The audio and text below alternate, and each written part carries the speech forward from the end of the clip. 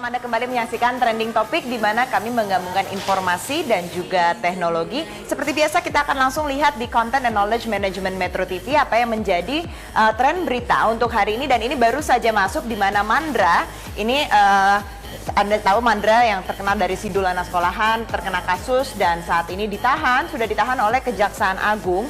Nah, Mandra ini terkena kasus dugaan korupsi program Siap Siar di TVRI, di mana kasus ini berawal ketika TVRI pada saat itu membeli 15 paket program Siap Siar dengan dana APBN 2012.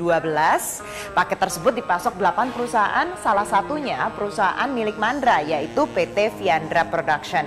Nah, BPK menemukan bahwa 15 paket program ini dilakukan jelang akhir tahun anggaran sekitar bulan November, sehingga pengadaan barang dan jasa yang dilakukan melalui pelelangan akan melewati tahun anggaran. Pembayarannya dilakukan tahun 2012, meski masa tayang program itu berakhir sampai 2013. Jadi proses pengadaan paket 47,8 miliar ini tidak sesuai dengan ketentuan barang dan jasa. Dan sudah ada rekan Sari Syahrial yang saat ini berada di Kejaksaan Agung. Sari, mungkin Anda bisa ceritakan bagaimana tadi proses penahanan Mandra di Kejagung?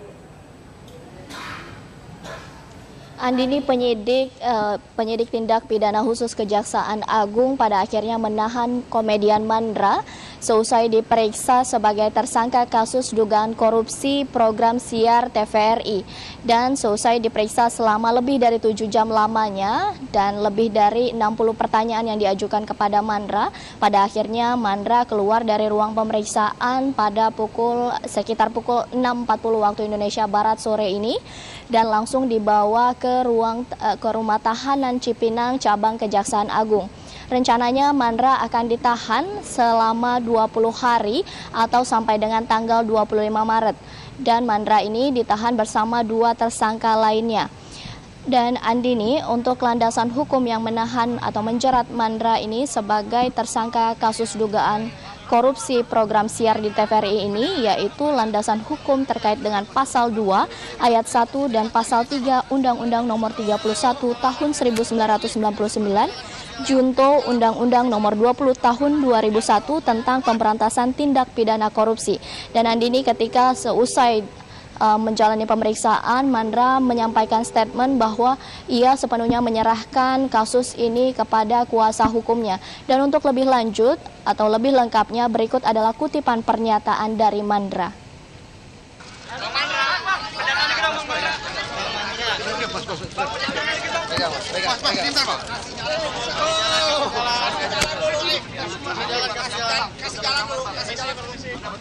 Ya, tolong.